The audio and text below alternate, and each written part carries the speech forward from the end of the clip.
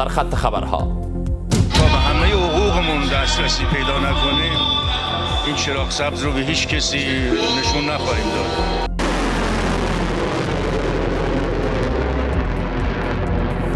از تهدید نظامی تا دیپلماسی سخت رویارویی تازه ایران و آمریکا، رئیس جمهور آمریکا میگوید یا با توافق یا با بمباران در جنگ با ایران پیروز میشویم. جمهوری اسلامی اما گفته برای آغاز مذاکرات حداقل باید 50% از دارایی‌های مسدود شده ایران آزاد شود و تهران همچنان آماده جنگ خطرناکتر است. From 2001 to 2021 خانم‌ها و آقایان دو کشور ما در مهمترین لحظات تاریخ خود از نزدیک همکاری داشتند، چه حمله شوروی به افغانستان در دهه 1980 و چه جنگ دیگر از سال 2001 تا 2021. اعتراف پاکستان به همکاری با آمریکا در جنگ افغانستان. نخست وزیر پاکستان با اذعان به همکاری نزدیک اسلام آباد و واشنگتن در جریان جنگ افغانستان گفته که پاکستان در جنگ 20 ساله افغانستان در کنار ایالات متحده قرار داشته است. همزمان پیش از این امارت اسلامی بارها گفته بود که پاکستان با در اختیار گذاشتن پایگاه‌ها، حریم هوایی و خاک خود به آمریکا زمینه حملات علیه افغانستان را فراهم کرده است.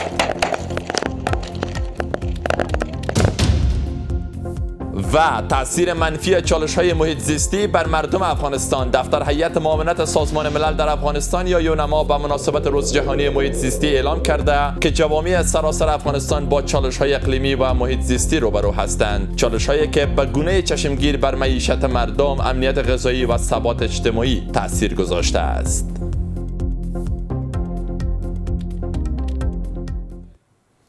سلام، من اسماعیل سادات میزبان شما در خبر 5 هستم. یا با توافق روی کاغذ یا با حمله نظامی و بمباران در جنگ با ایران پیروز میشویم. ترامپ در حال این مورد را بیان کرده که جنگ وقفه‌ای و پراکنده در تنگه هرمز جریان دارد و جمهوری اسلامی گفته برای توافق باید حداقل 50% از دارایی‌های مسدود شده ایران آزاد شود. مشاور خامنه‌ای از نابودی کشورهای عربی هشدار داده و عراقچی گفته تمایل ترامپ برای دیدار با خامنه‌ای با واقعیت‌های دنیا همخوانی ندارد. رئیس جمهور آمریکا گفت یک سرباز آمریکا کشته شود و ایران حمله می‌کند و پوتین میگوید روسیه به پایان جنگ تهران و واشنگتن کمک می‌کند. برای بحث بیشتر در این باره همراه می‌شویم با دکتر سید بلال احمد فاطمی، آگاه روابط بین الملل. آقای فاطمی، شما را خوش آمدید میگیم. چه فکر می‌کنین ترامپ از جنگ ایران به نظرتان خسته شده؟ بسم الله الرحمن الرحیم. سلام و احترام با شما آقای سادات و بیننده های سرویس خبری شما. خب از خاطر که سوال شما را درست جواب داده باشم، میخوایم که در سه جریانات مختلف براتان در اینجا برای دوستا بگوییم که از 3 نقطه خبر شوایی و این 3 نقطه را از 4-5 منابع بین المللی براتان میگم. یعنی از وال استریت ژورنال براتان میگم، از فارس نیوز براتان میگم، از العربی انگلیش براتان میگم، از جوش انسایدر و القدس العربیه. از 5 منابع براتان این جریان پیش میکنم.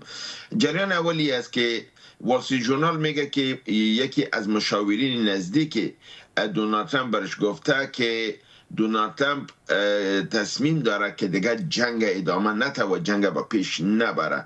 گفته که توسعه جنگ به نفع ما نیست و جنگ باید در اینجا متوقف کنیم تا زمانی که بالای عسکر ما حمله صورت نگرفته باشه از خود عکس العمل نشان نمیتیم.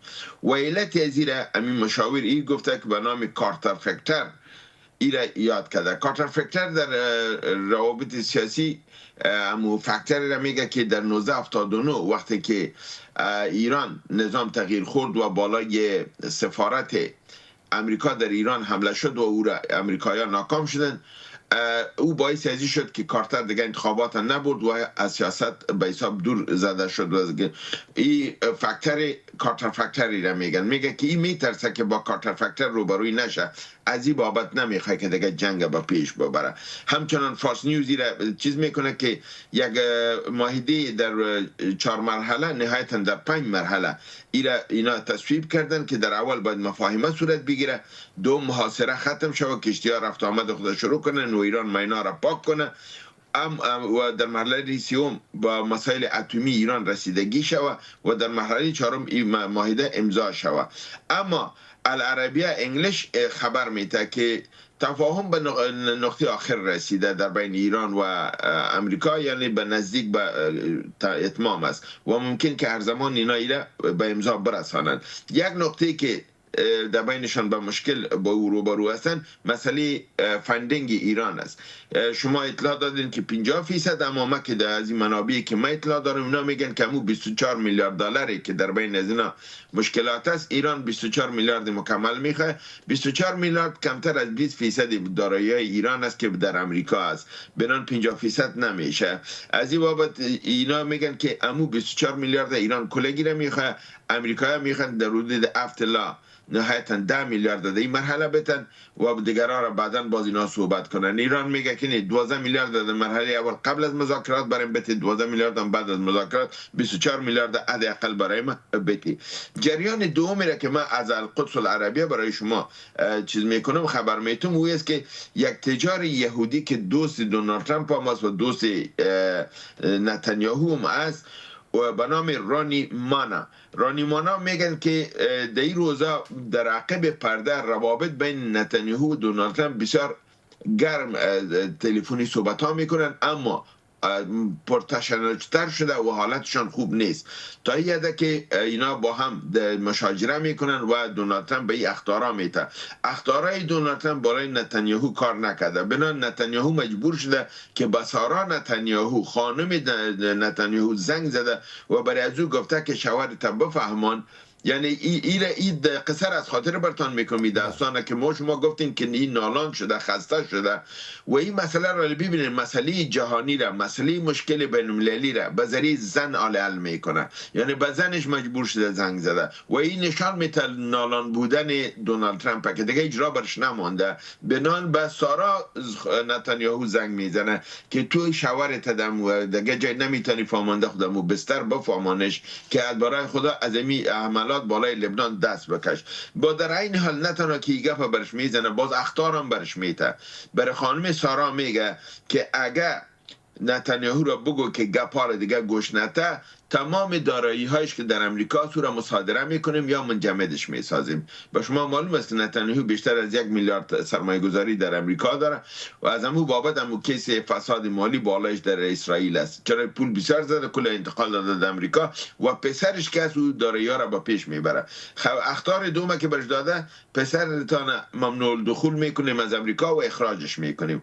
و اخطار سیومه که برایش داده او است که اگه نتانیاهو به گپ من نکنه به زندان مندازمش. و شما معلوم است که چطور به زندان مندازش، خب اونجا قضیه برش جور است و این با آسانی به زندان میره. جلوش چیز گرفته، ترامپ گرفته. بنان ترامپ گفته که اگه گپ مرا نشنوه ما دیگر ندارم و امو جلوی که گرفتیم که به زندان نره، او دوسیه پس چیز میشه، محکمه ای را گرفتار میکنه و به زندان میره.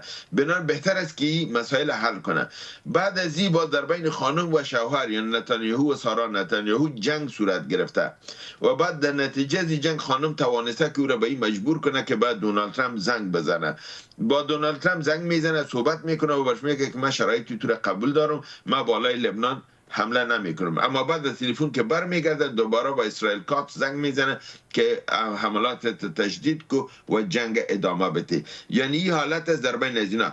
موضوع سیومی را که من بر شما میخواستم در اینجا بگویم که باعث امو کسالت دونالد ترامپ شده و یا همی که بسیار علاقه نداره که در جنگ باید دیگه پیش نره، به هر قیمت که باشه را باید متوقف کنن.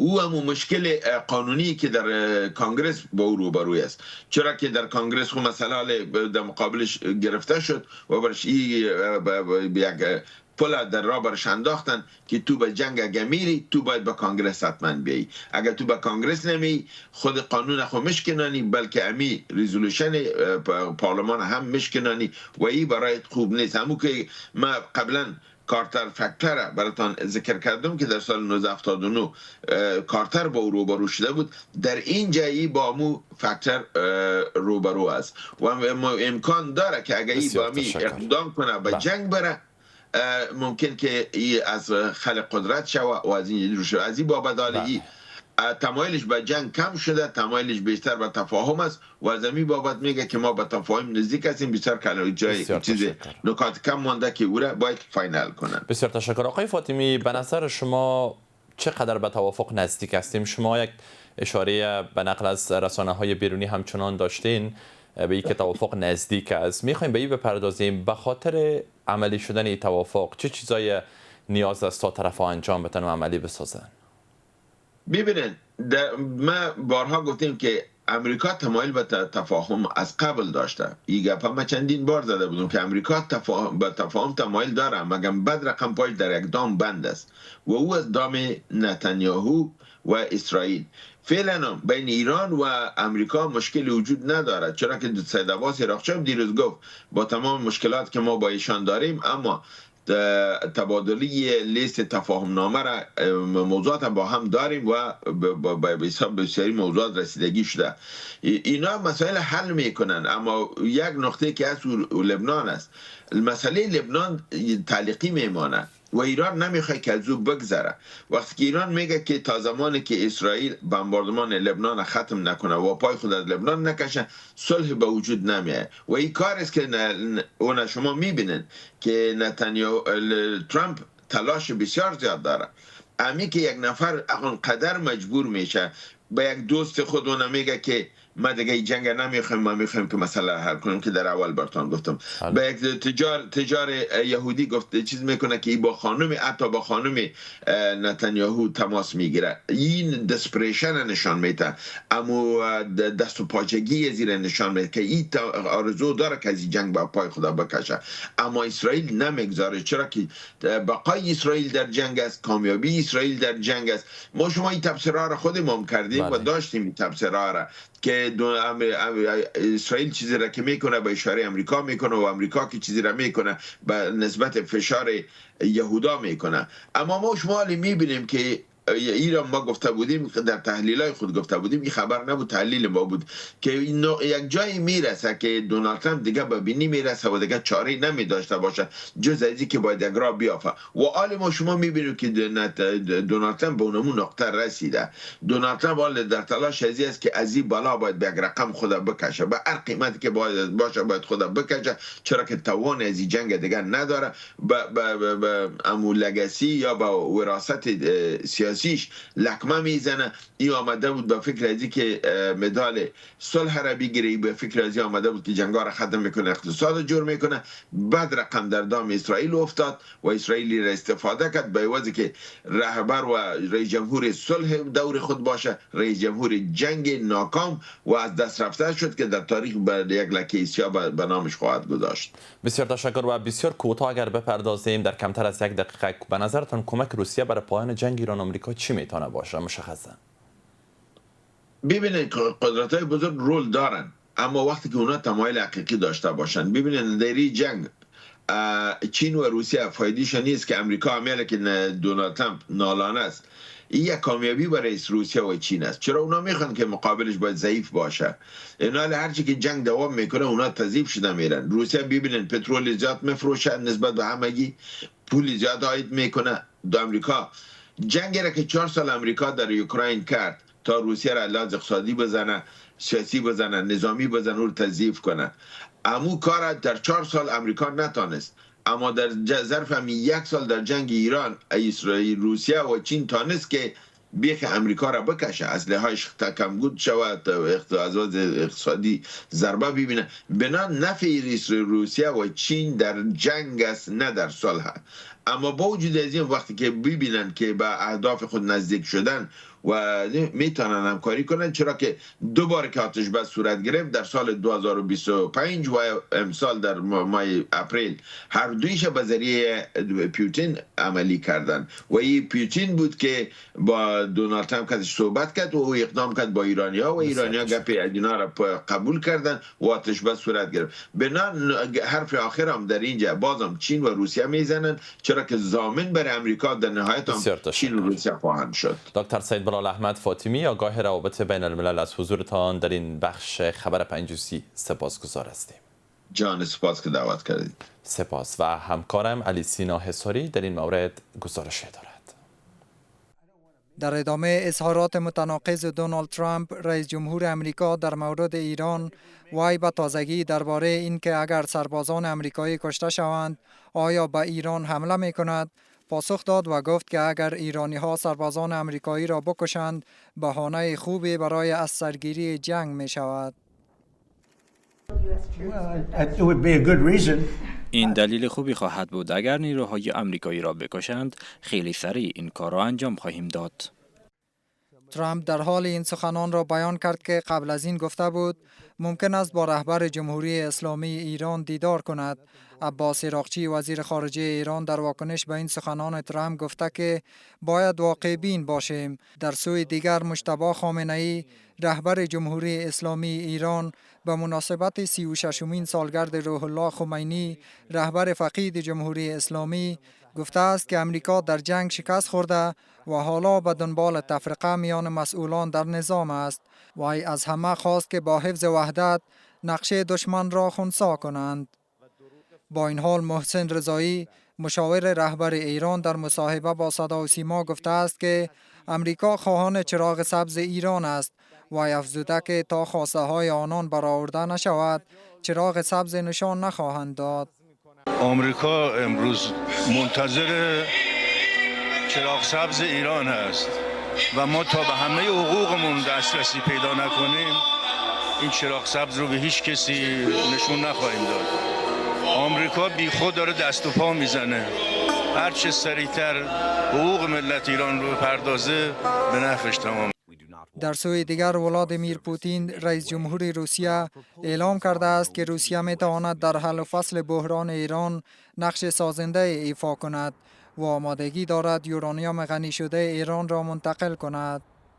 Against other Islamic countries, especially during the holy month of Ramadan. ایران برای ما یک کشوری دوست است. من معتقدم که رهبری ایران و مردم ایران به ما اعتماد دارند. آنها به طور کامل به ما اعتماد دارند و در ضمن در آینده این یورانیوم می تواند مورد استفاده قرار گیرد. زمانی که سطح غنیسازی را کاهش دهیم، این یورانیوم می تواند برای اهداف صلح‌آمیز برای انرژی هسته‌ای و پروژه های هسته‌ای ما در ایران تحت کنترل آژانس بین المللی انرژی اتمی استفاده شود.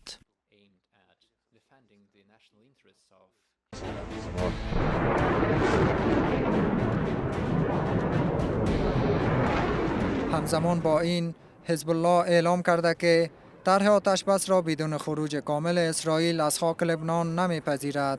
دبیر کل این گروه مذاکرات مستقیم بیروت با اسرائیل را نمایش مضحک خواند. سرلشکر محسن رضایی نیز با اسرائیل هشدار داده که باید هرچه سریعتر از لبنان عقب نشینی کنند. دیگه کافیه، دیگه صبر را بردی ما کافی است. تهدید کردیم. تمام موشک‌های ما هم آماده بود.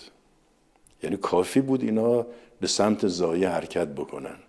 چند برابر جنگ 40 روزه ما شمال سرزمین‌های اشغالی رو یه جهنمی می‌کردیم برای ارتش اسرائیل. الانم بازم تأکید می‌کنم هر چه سریعتر از لبنان عقب نشینی کنید.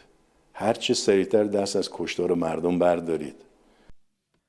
اظهارات و هشدارهای مقام‌های ایرانی و آمریکایی در مورد یکدیگر چشمانداز صلح در خاورمیانه بخصوص در ایران را در حاله از ابهام قرار داده است. و به همین ترتیب میرسیم به پایان بسته خبری 5:30 در یک. وقت بر شما خوش. خدا نگهدار.